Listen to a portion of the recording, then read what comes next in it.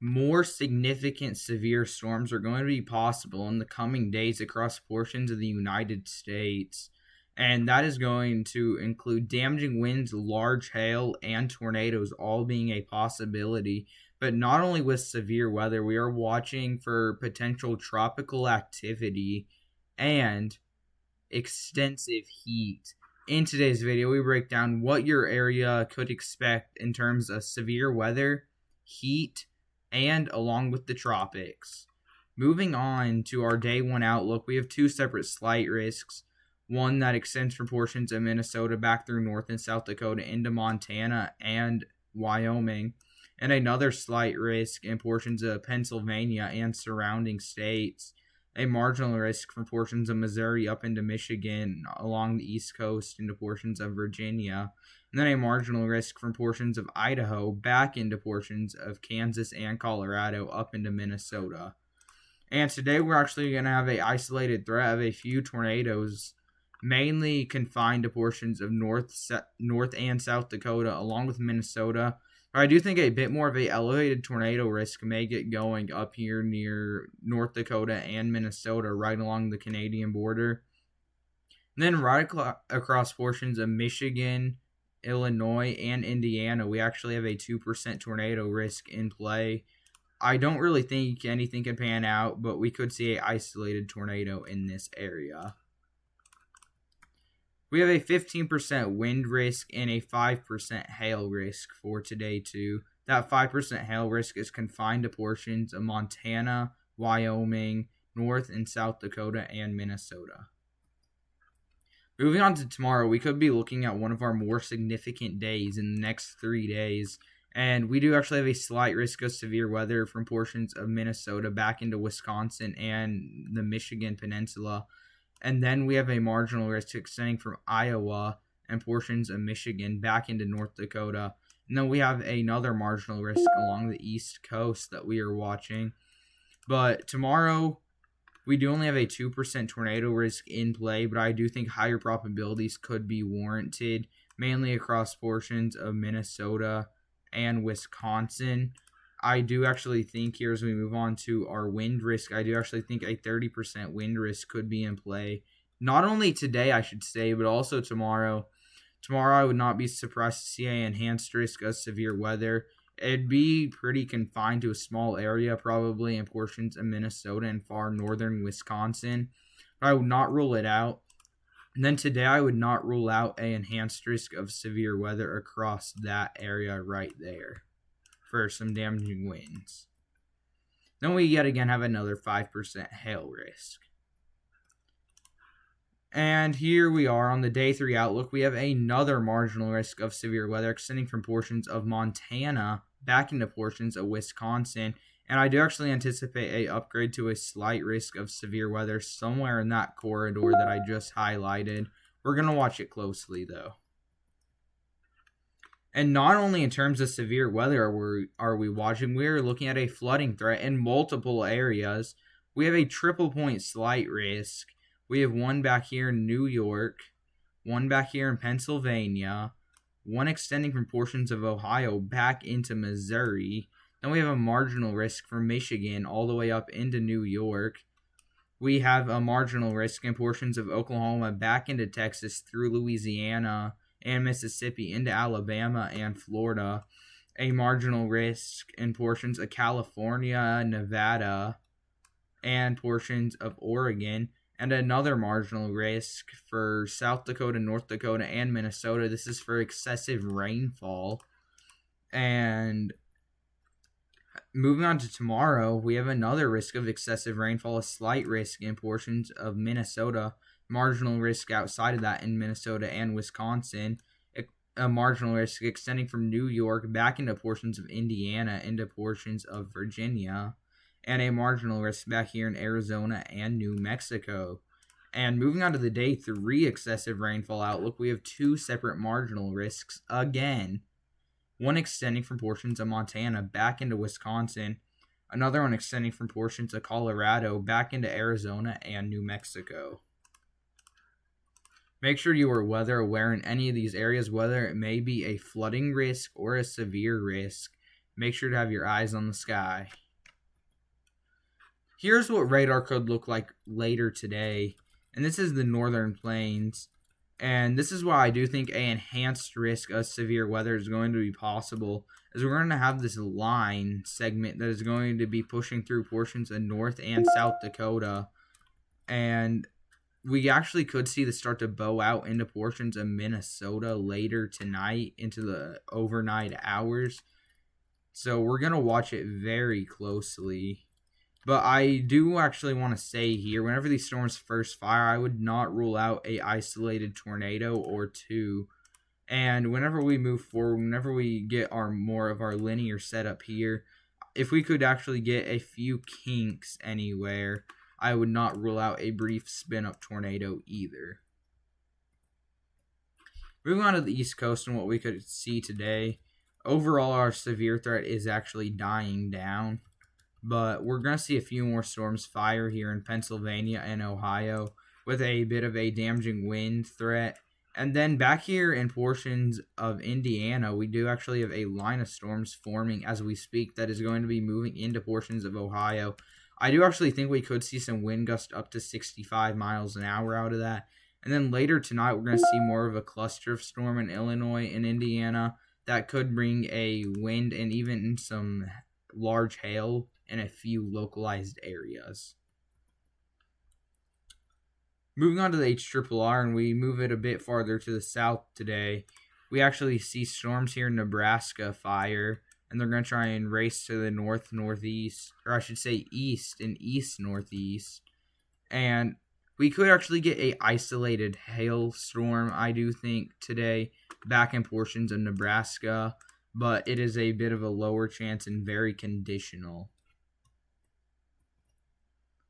Moving on to what radar could look like tomorrow, and here we are. We're going to be watching over here in Wisconsin and Minnesota. So if we go ahead and pull this forward, you can tell this is tomorrow. We're going to see some discrete supercells fire in portions of eastern and northeastern Minnesota. We could actually have a few supercells pushing in from portions of Canada into Minnesota. And this is where I think a bit more of a elevated tornado threat may get going. And by the mid-afternoon hours, we're watching a ton of storms to fire in eastern Minnesota and race to the east and northeast. And if any of these actually could stay discrete and surface-based, we could actually see a potential for a strong tornado, I do believe. And then a damaging wind threat is really going to evolve tomorrow, I do feel, back in portions of Minnesota and Wisconsin.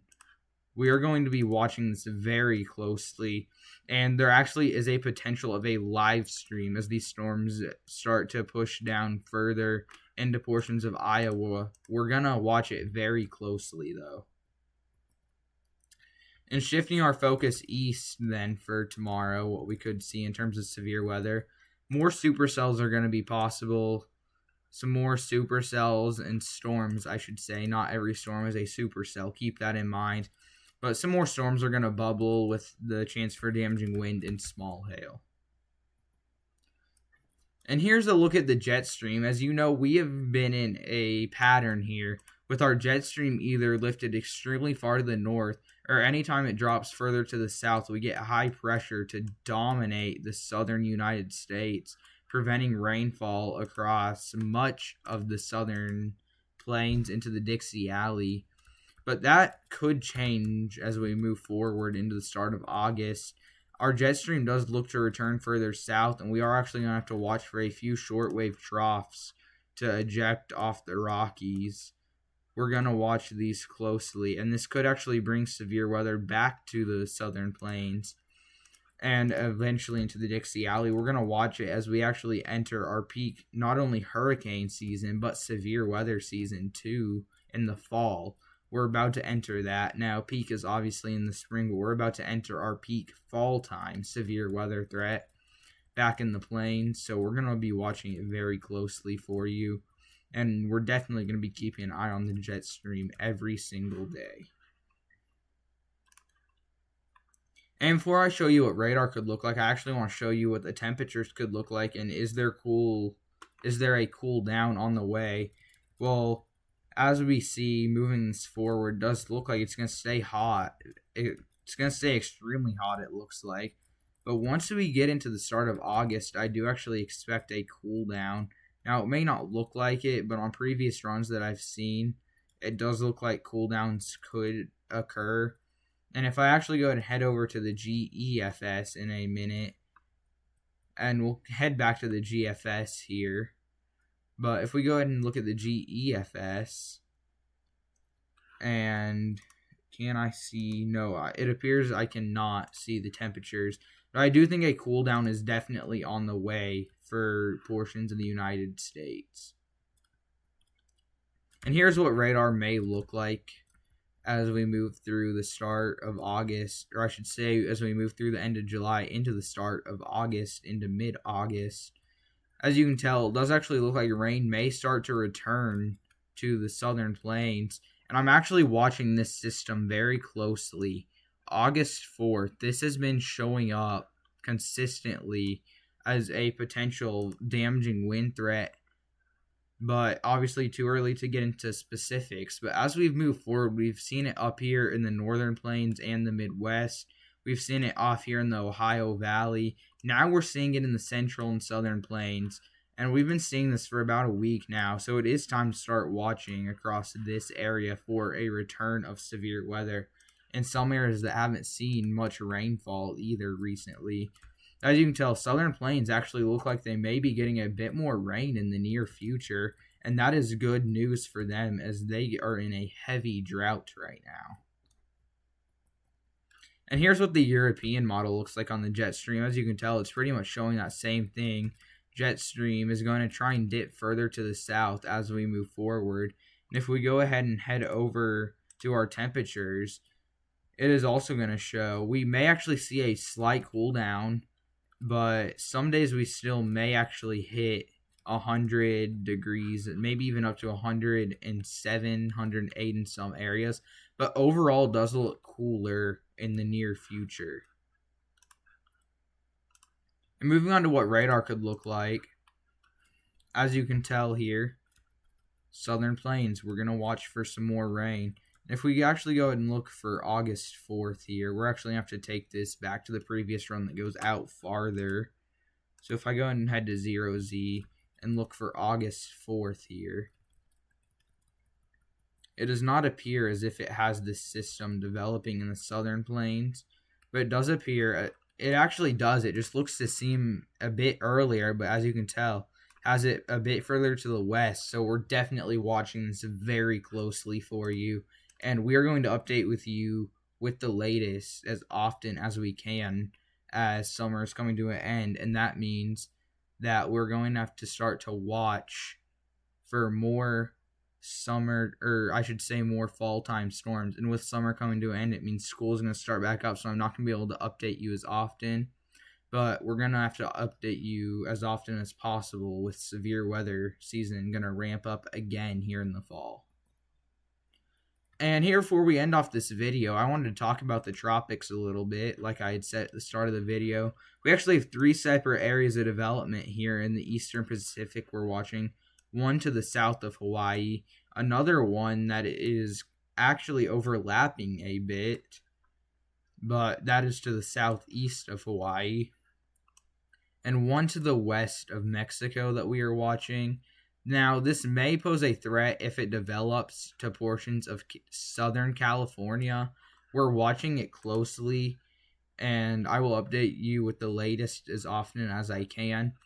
Now, these 2 systems here should stay well south of Hawaii, so we're watching this one for any landfall potential, but overall, just something we have to keep an eye on. And this is the GEFS, and this is going to kind of show us what we could be seeing in the tropics as we move forward. And you can see here, I'm really watching the Gulf as nothing appears to be happening yet. But as I move towards the end of the run, you can tell here, this is on August 10th. And here's right around August is whenever we start to see the tropics wake up here in the Gulf. And we're actually getting a signal that has actually been consistent over the last couple runs. Now, obviously, it is very far out, but we are watching it closely. as we have seen this take multiple trajectories, slow down and speed up. Some model runs have had it coming up through Louisiana, others down through southern Florida, some through central and western Florida, and like I said, through Louisiana, some Texas, so not even hitting Florida at all. Tons of outcomes that could come out of this, and there's the chance that it doesn't even develop too. So we're just going to have to watch that for you like we always do. And the last thing I want to talk about before ending off this video, thank you guys so much for 1,000 subscribers. It is a dream to have gotten this far, and there's no plan on stopping here in the future. The push for 2,000 is on. Let's go ahead and try and get to 5,000 subs by the end of next year. Let's shoot for 2,000 subs by the end of this year. Thank you guys so much for watching. I hope you guys enjoyed today's video. Make sure to drop a like and subscribe if you are new here and made it this far. Leave comments down below of anything that we could improve, and I'll see you in the next one.